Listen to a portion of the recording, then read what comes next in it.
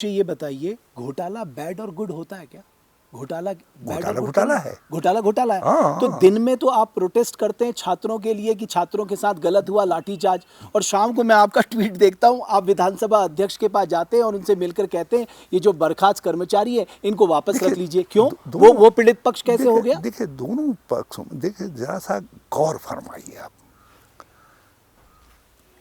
अपराधी कौन है? विधानसभा वाले में अपराधी चिन्हित हैं। अपराधी हैं श्री नित्यानंद स्वामी, श्री पंथ, प्रकाश पंथ, श्री भगत सिंह कोश्यारी, श्री नारायण दत्त तिवारी, श्री यशपाल आर्या, श्री हरवंश कपूर, श्री जो है भुवनचंद खंडूरी, श्री निशंक, श्री विजय बहगुणा, श्री गोविंद सिंह कुंजवाल, श्री हरीश रावत, श्री जो है जो आज के पिछले स्पीकर रहे हैं वो स्पीकर जो है प्रेमचंद अग्रवाल। हाँ, और आज परीक्षा में कौन बैठा है? आज की स्पीकर बैठी हैं जिनका पिछले से कोई मतलब नहीं है, क्योंकि इतने नामचीन लोगों ने एक के बाद एक गलती की है। और हम नहीं कह रहे हैं, अब तो आपकी बिठाई हुई कमेटी ने कह दिया कि आपको याद है रावत जी, आप तो डिफेंड करते थे, आपने तो सबको डिफेंड किया। मुझे याद है आपने हमें कोसा कि आपको आप सोचते हैं आपको सब पता है। मैंने आपको संविधान की दुहाई दी, मैंने आपको नियमों की दुहाई दी, मैंने आपको कहा कि सर ये गलत हुआ, आप मानिए इस बात को, लेकिन आपने नहीं माना। चलिए आज आप कम से कम एक्सेप्ट तो कर रहे हैं कि साहब वो प्रक्रिया में गड़बड़ हुई है। रमेश जी, उस समय आप एक आंख से देख रहे थे, आप दो आंख से नहीं देख रहे थे। मैं सॉरी, मीडिया भी एक ही आंख से देख रहा था। उस आंख में उनको केवल गोविंद सिंह कुंजवाल नजर आ रहे थे। सर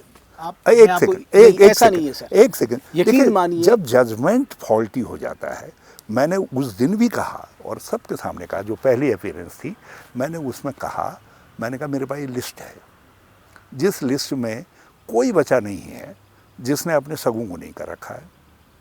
और मैंने उस दिन कहा कि ये 2000 से निरंतर हो रहा है। आप रोक देते। और मैंने एक सब आप 2000 मैं आपके प्रश्न पर आ रहा हूँ। हम में से जो आज का राज्य का हुज हू है, किसी ने कभी ये कहा ही नहीं कि ये प्रक्रिया विधानसभा में जो कुछ हो रही है ये गलत हो रही है, ये नियमों के विरुद्ध हो रही है। ये तो चाइल्डिश बात है हरीश रावत जी। आप इतने अनुभवी नेता जिनको संविधान का ज्ञान है, प्रक्रिया का ज्ञान है, अब वो व्यक्ति कहेगा कि हमें पता ही नहीं था, गलत हुआ, ये कैसे कोई बर्दाश्त कर लेगा? नारायण दत्त जी जैसे जो पार्लियामेंट्री और कॉन्स्टिट्यूशनल डेमोक्रेसी के स्वरूप है, साक्षात स्वरूप थे, हरीश रावत मान ले कि उनसे भी गलतियां हो रही थी।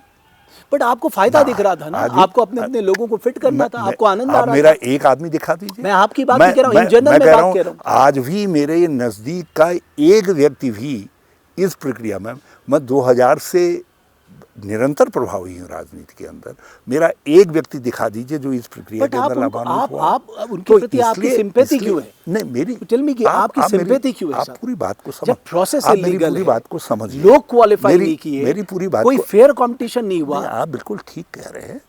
आप मुझको एक बात को मेरी समझिए कि हम सब ने एक सामूहिक रूप से एक चूक की है, भूल की है, जिसमें इंस्टीट्यूशन ऑफ विधानसभा प्रभावित हुए।